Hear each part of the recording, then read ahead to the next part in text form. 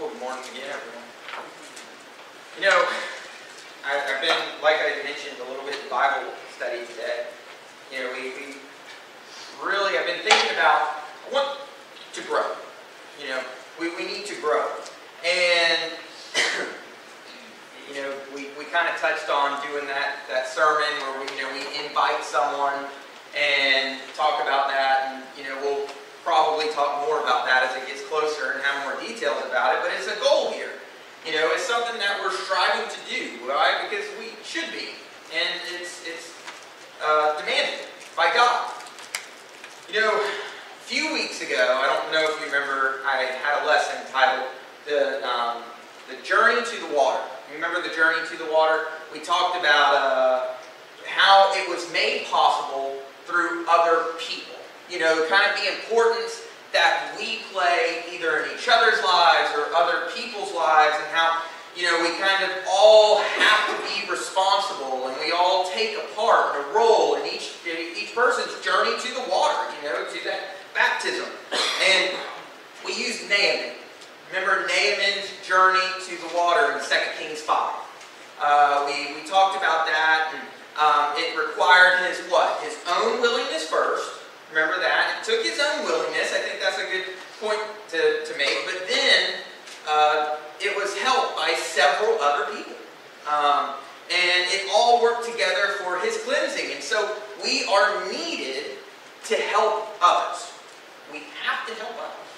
Okay? So we looked at the challenge. Remember I issued kind of a challenge of being the servant girl. We remember I used the servant girl a lot. And, we used the servant girl, and we kind of wanted to start inviting people to come and see, and we used the role of Elisha. Remember Elijah? We need those servant girls, those people that are just kind of, they don't necessarily have everything yet, but what they do have is just a point in the right direction. Hey, here's a card. You know, come check out our church. But we also needed Elishas.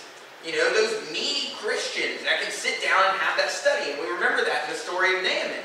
And you know, we challenge people to actually study with folks or tell them what the Bible says they must do. And we talked about those servants who helped Naaman. Remember, those servants at the end of the story who helped him work through his issues. You remember, he was kind of getting a little distraught. I mean, it wasn't all he cracked up to be when he went and dipped himself. You know, and he was like, wow, this is it? So even he knew the facts. So lost people need people like that. They need people like that. They need those servant girls, they need those servants, and they need that Elisha. That's what people need. That's what's going to make this church grow. Okay, when we can kind of combine all that. So we have to be active. We have to be active. So maybe we want to do a little better than that this morning. You know, I sat there and I talked about it, and I was looking over the lessons. Sometimes I look over my lessons to kind of draw ideas for new lessons. And I don't know if you remember, I was using Naaman, but I was making New Testament application. Remember, I brought this point up, and the woman at the well, we're going to be in John 4, and we're going to be in John 4 pretty much the whole time today. We aren't going to do much switching around this morning. We're going to look at this story, and as I was looking over my lesson, that Naaman, and being servants, and just all that, I kind of sometimes feel like it's just like, okay, well, there it is. I said it, but how? You know, I'm the type of guy, man, I need practical stuff. You know, I got to make practical use. How am I going to do this? You know, it's kind of an issue that we face. So I hope this morning's study this lesson will motivate us and give us a little bit of a direction here. You know, we referenced the woman at the well back whenever we talked about our journey to the water. We talked about how she was like that servant girl, remember? We used her in correlation with the servant girl, kind of just that, hey, I know someone you can go see. You know, I don't know much, but what I do know is a good direction to start. And so we kind of used her, and she didn't know much, but she knew the people of the village needed to go and hear Jesus. So Jesus started something in her that grew and led to many people believing on him in that area. And so we're going to look this morning scripture to use, what better lesson to use, then we're going to look at what Jesus did and how he did that. Okay? How he made that happen. There were a lot of reasons, okay? There were a lot of reasons that this shouldn't have amounted to anything. You know, I got news. I tell you all the time, on a Tuesday, sometimes I just don't feel as boosted as I do here. And you know, I come up, we talked about it a little bit in Bible class. There's never a good time, right? Man, it's always like, work is not the environment, school's not really the place, or this is a family event. I don't really want to get mixed up with that here. So we kind of see that. You know, and what we call that, I went ahead, I wanted to do them one at a time, but my computer was acting funky. So, we see here 5 strikes against the woman. Okay? One thing we have, uncomfortable setting. Okay, and we'll go through and we'll look at all this. You know, sometimes that Walmart checkout line just doesn't feel like the right place. You know, or the bank teller window, or the hair salon, or the movie theater, or a restaurant. We always come up, it's not a good time. So we can easily deem these as less than ideal. Okay, and not try. And then, I tell you what, sometimes, I mean, maybe the person is just not, you know, maybe they're very poor. And you get a little worried, you're like, I don't know where this is going to lead. Okay, I don't really feel comfortable, and you worry about them taking advantage of you. Let's face it. You know, you start being like, I don't want to get too mixed up, because then they're going to kind of start depending on me. You know, or I don't really feel comfortable going that route. You know, they just aren't really the people I like to talk to, or maybe they're very rich. Okay, that's usually my situation. The flip side of that, and you're sure they won't be interested. You know, they got it all, man. You know, what are they going to do with Mariner Street Church of Christ? Or Mariner Boulevard Church of Christ? You know, they drive a, I don't know, Mercedes.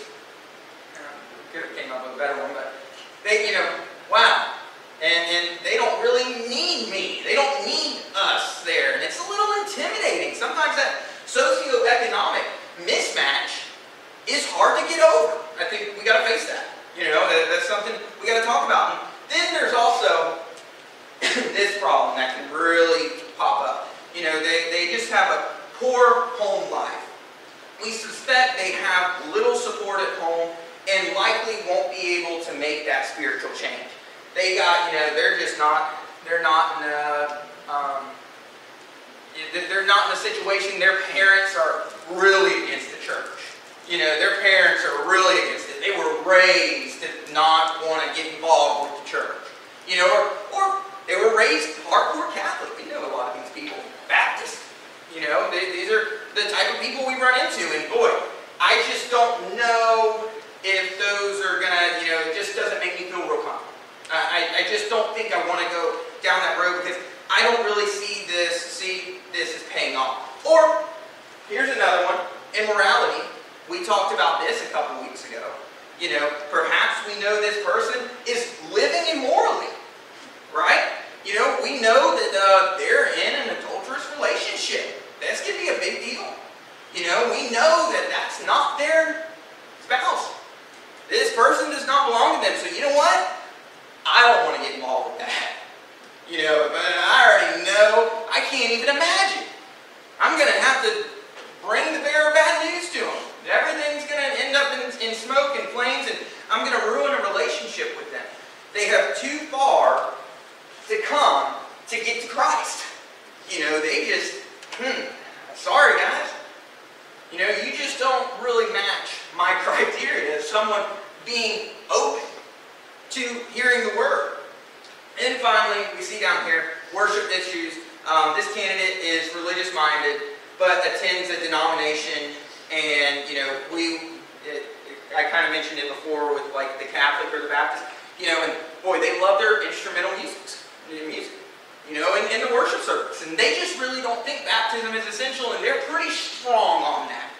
You know, sometimes these people know the Bible, and that's a little worrisome, you know, and they know a little bit. And now I really don't want to go down that road, because what if they actually want to talk to me about it? You know, I don't feel comfortable where I'm at. And I just don't think, you know, they are going to be willing to give up these things. Well, why did I pick these 5? You know, any one of those obstacles can silence us.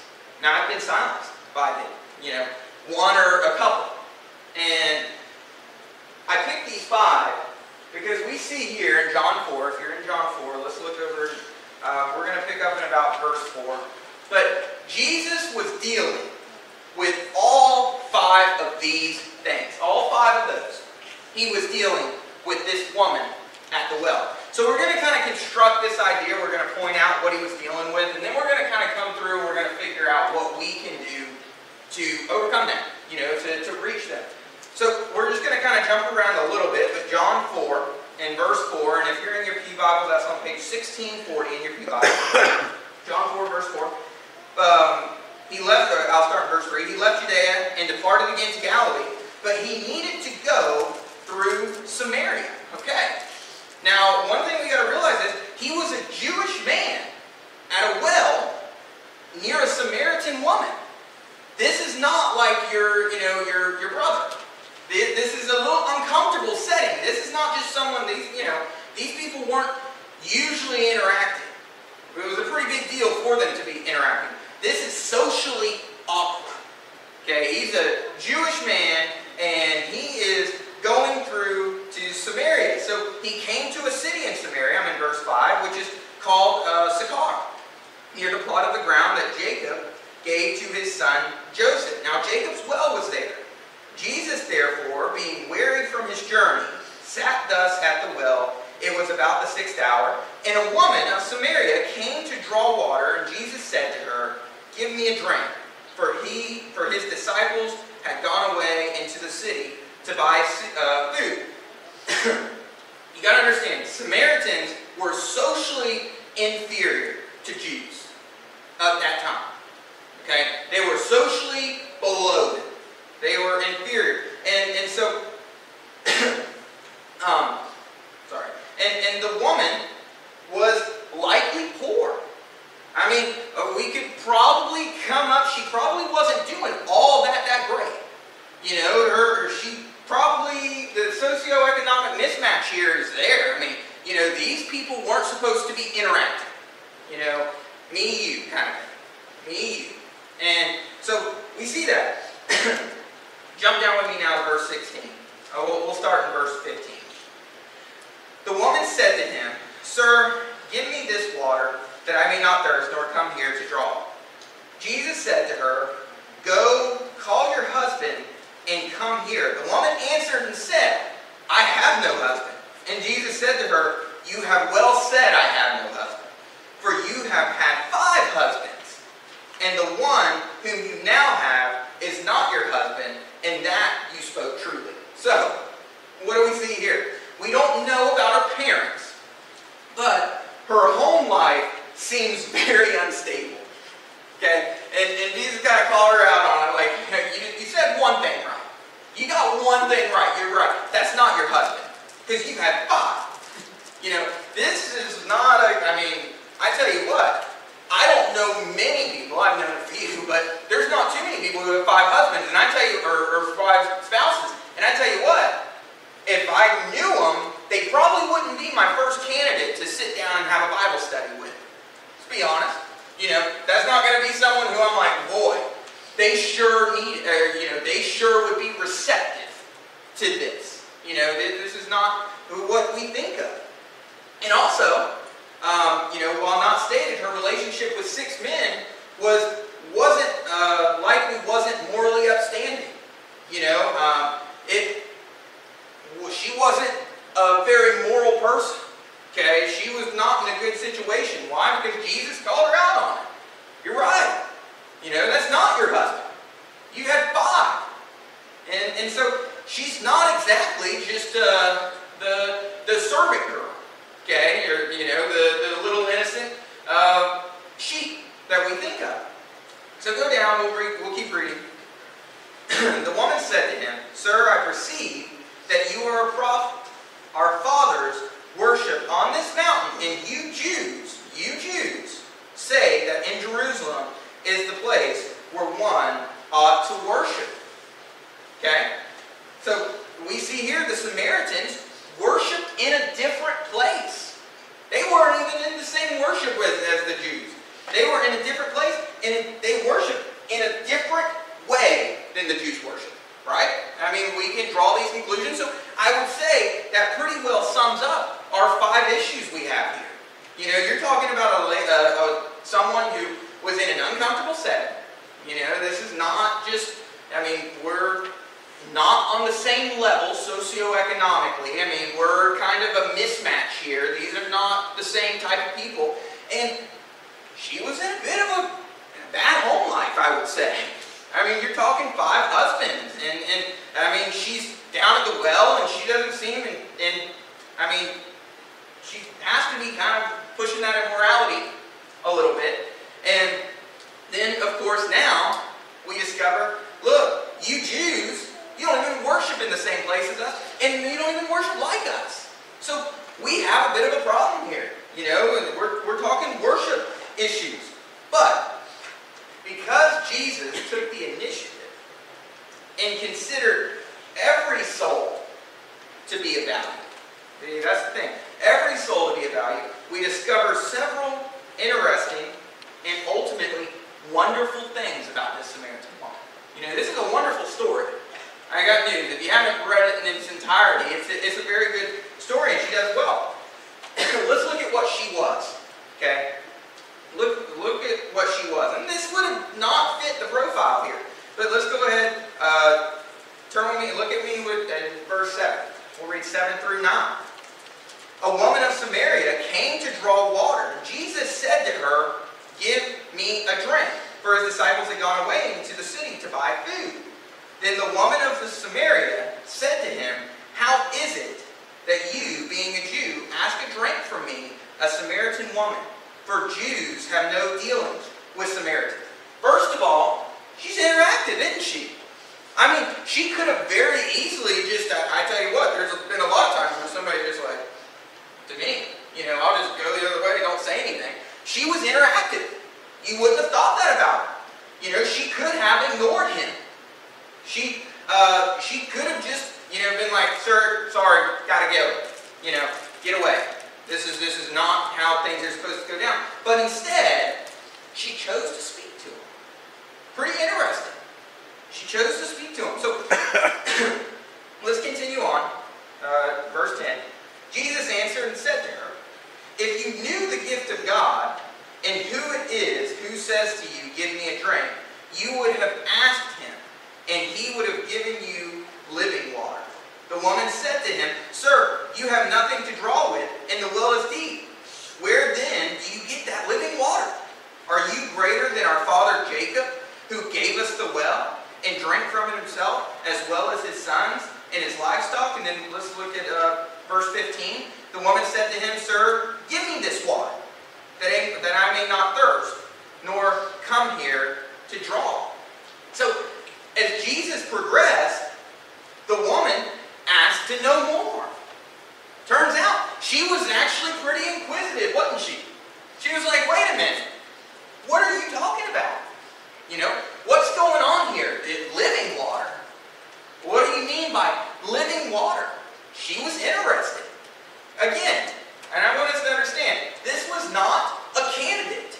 Okay? This person was not someone who you just, wow, they need a conversation about God. But guess what? She was interactive, and then she was inquisitive about it. We're going to continue on. Look at verse 19. Verse 19. The woman said to him, "Sir, I perceive that you are a prophet." This is after he mentioned about the husband. She was perceptive, wasn't she? She perceived that he was a prophet. She was able to put the information together and understand the truth. Pretty incredible. Very perceptive of her. And then we'll go down to verse 25. The woman said to him, "I know that Messiah is coming, who is called Christ. When he comes, he will tell us all things." She actually knew things about God.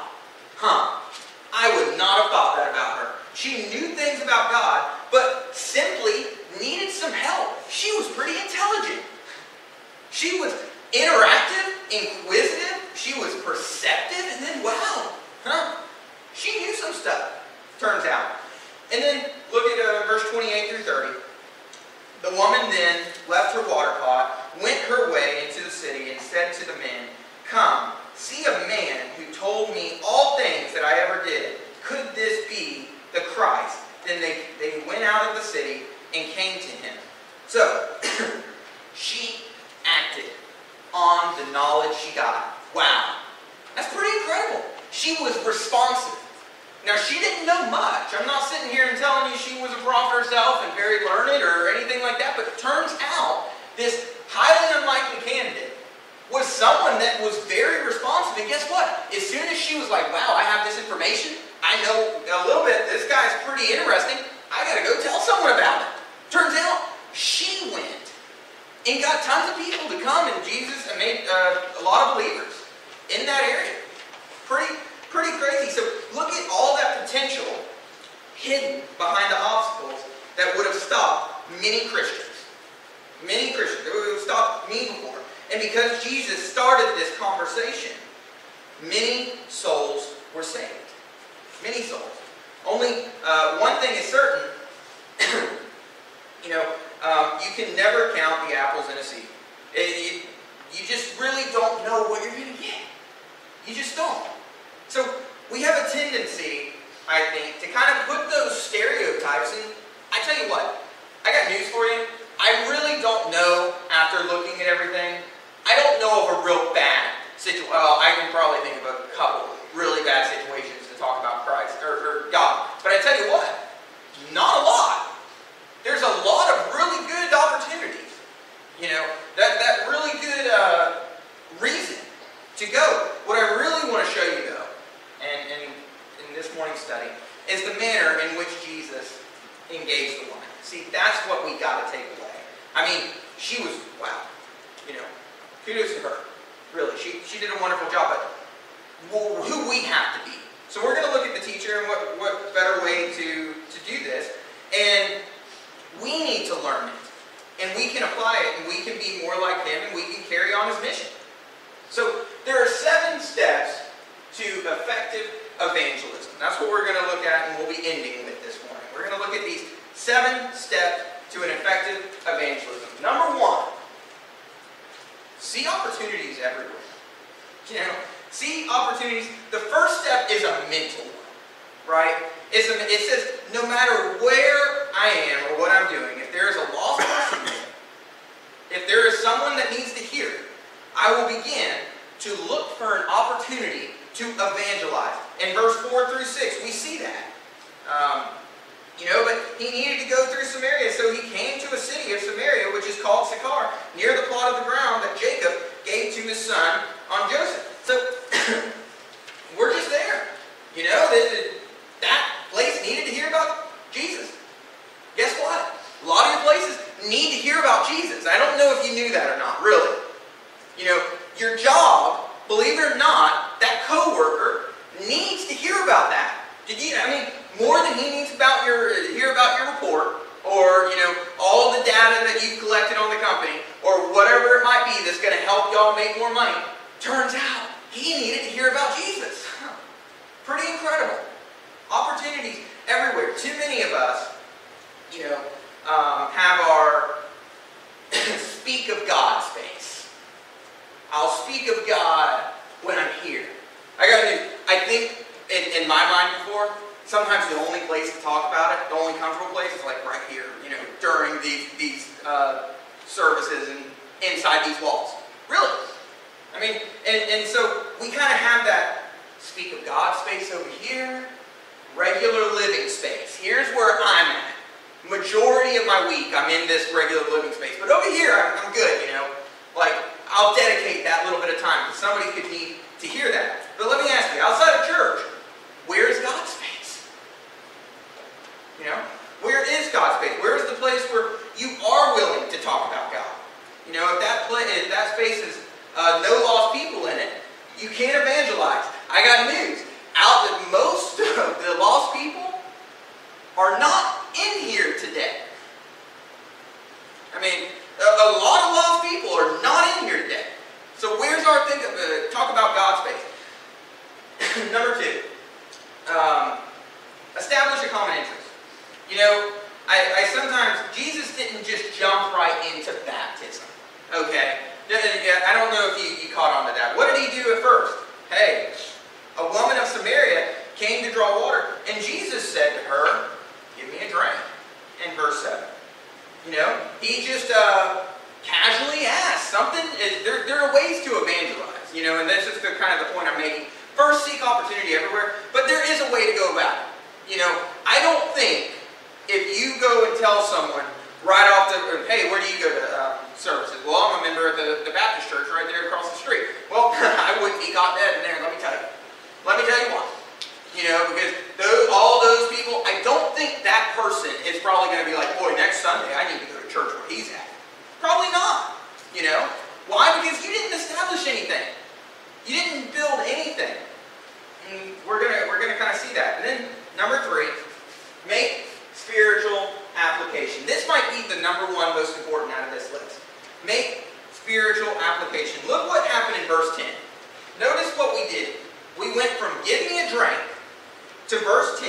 Jesus answered and said to her, if you knew the gift of God and who it is who says to you, give me a drink, you would have asked him and he would have given you living water. So, let's use this thing. Okay, we know we got to find opportunity everywhere. Well, now I need to establish a common interest. I got news. Did you know people like to talk about themselves? Really? They like to talk about themselves. And sometimes if you just ask, hey man, how you doing? How are you? Boy, I tell you, a lot of them are very responsive to that. You know, well, I'm doing really good or really bad. You know, and I got this going on and this going on and this going on. And you know, sometimes that next step, that spiritual application, is really easy to just kind of interject and just be like, man, I tell you what, you know, I'd be thanking God for all those blessings. You know, God is really great because that's what a wonderful time you're having in your life. You know, how great of you, a new kid. There's spiritual application everywhere. You know, it's as easy as that. And it really is. It's as easy as something like that. It's a critical step though. He went from well water to living water. Did we see that? Well water to living water.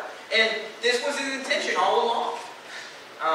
You know, we can go from talking about weather to God. Did you know that? Boy, we're having some wonderful weather. You know, I thank God we've been getting a lot of rain. You know, I'm very thankful for the things that we have. Or talking about children. Hey, you know, I don't know if you knew, grandmas love to talk about their grandchildren. They love it. You know, and guess what? Sometimes that's a lead way into what? Hey, we have some wonderful Bible classes.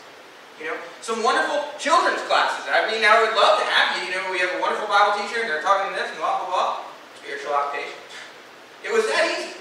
But we didn't want to go there. So, number 4, moving along here, build rapport patiently. You know, he didn't jump to baptism or discipleship. She wasn't ready. She wasn't ready for that yet. Okay? He instead turned his attention to what? To getting to know her. Look in verse 15 through 19. The woman said to him, Sir, give me this water, that I may not thirst, nor come here to draw. Jesus said to her, Go call your husband and come here. The woman answered and said, I have no husband. And then, of course, we see Jesus said to her, You have said well, said, I have no husband, for there have been 5 husbands, and the one whom you have now is not your husband. In that you spoke truly. And the woman said to him, Sir, I perceive that you are a prophet. Boom. You know, he didn't jump right into that. He built a little rapport. You know, you got to build trust. We aren't just there to. There is a tactful way to doing anything. You know, but again, we can build a relationship here before proceeding. And it's something that we have to do. That's how we reach people. So, number 5, kind of going through this a little bit quicker. Suspend just condemnation. You know, in verse 20 through 24, here. our fathers worshipped on this mountain, and you Jews say that in Jerusalem is the place where one ought to worship. Jesus said to her, Woman, believe me, the hour is coming when you will neither on this mountain, the hour is coming when you will neither on this mountain nor in Jerusalem worship the Father. You worship what you do not know. We know what we worship, for salvation is of the Jews. But the hour is coming, and now is when the true worshipers will worship this Father in spirit and truth. For the Father is seeking such to worship Him. God is spirit, and those who worship Him must worship in spirit and in truth. You know, this woman had issues. She had some issues. I mean, Jesus pointed those out. I mean, you know, she had some issues. Immorality may have even been an issue here. We mentioned that. He could condemn her. But He doesn't. He doesn't. He's teaching. You know, we will find issues in their lives. That's why we teach. You know, that's why we do what we do. And again, what's the whole meaning here? Look, there's only one true God. One. And those are the people. You know, what does our Father want? Worship in spirit and in truth. You know, there's a lot of people out there that can hide stuff in a closet or whatever the case. We aren't there. You know, my dad always says this, and I know he's got some stuff. The church is a hospital. And it really is. You know, I always say this, and I've said it in Bible study. We're those Christians, you know, so many people get caught up on oh boy, Church of Christ. You truth doers, you know, you rule followers. Boy, I don't even want to be a part of that because all you do is judge everyone else. Now, you know, all we're here to do is recognize our faults. Recognize what we need. And then change that. We change that. We're those 3,000 in Acts 2, you know, that were pierced to the heart. Not that they were perfect people. No, they were the opposite. They were part of maybe someone that yelled out, crucify Him. You know, that's who we are. So again, suspend just condemnation. And then number 6, stay focused on your goal. We just looked at that in 20 through 24. She brings up their differences. Okay, she throws this in his face, and he holds focus on the point here. The point is pleasing the Father. We can get real sidetracked. We could have went down a rabbit hole. Jesus could have started following her down and been like, well, you know, worship on mountains and blah, blah, blah, blah, and this and that. No. There was only one thing that needed to be focused on. And that was worshiping in spirit and truth. And was talking about the Bible. You know, I can go down like, well, the Baptist church. Boy, you have this and that and that and that. And boy, you're wrong for this and you're wrong for that. And guess what? You know, that doesn't get you much anywhere a lot of times. It really doesn't. All the wrongs and stuff. We focus on one thing. Keep focused. Because there's only one way, you know, that everybody's getting into heaven. And we have it here. So we have to stay focused. And then finally, accomplish something definite. Look with me in verse 25 through 26. What happened here? The woman said to him, I know that the Messiah is coming, who is called Christ. When He comes, He will tell us the things. Jesus said to her, I who speak to you am He. Okay? He didn't walk off and say, okay, hope to see you again sometime. You know, oh, we'll pick up on this whenever it's a little more convenient. He made her make a choice. He made her make that choice just then. I'm He. You're talking to this guy. So don't say, you know, what he said. Don't use his line, because you can't. But at the end of the conversation with something that demands their commitment. Hey, can we study tomorrow night? You know, can I expect you on Wednesday night Bible class? We have an excellent Wednesday night Bible class. Can I see you there? Please, you know, we walk away with that next time. I'm going to see you. You know, we're going to come across this and not just, well, have a good one. You know, hope I don't have that conversation again. Didn't go exactly how I planned it. So, the lesson's simple. You know, there's not a lot to understand, but what we have to do here is that, first of all, everyone's a candidate for this. Every single person needs to be here hearing about that. You know, I hope that we will be moving in the right direction towards the end of this year. You know, I hope we recognize here our responsibilities to others. And now I say that, but I got to recognize it too. You know, I know that. But the whole point is we're in this together and we want to grow. You know, I want these pews to be filled. And there's a lot of very easy, good examples. The woman at the well shouldn't have happened. But guess what? What did she do? What did she do in verse 39? Look at verse 39. And many of the Samaritans of that city, this is after she left, of that city, believed in him because of the word of the woman who testified. He told me all that I ever did. That was it. You never know what person is going to be that fire. You know, that light that lights us up. And we have to go find people. You know, we have to be that fire. So this morning, if you haven't gone down to that water grave baptism and come up and anew, it's essential. It's behind me here. It's a must. I mean, we can go through study after study on why we do that and what it means. You know, or if you've been struggling, if you haven't necessarily been doing the things that you feel like you should, and you've just really kind of been falling short, and you need prayers, I tell you, I need them. You know, we all can need those things. We'd ask you to come forward as we stand and as we sing. Would you be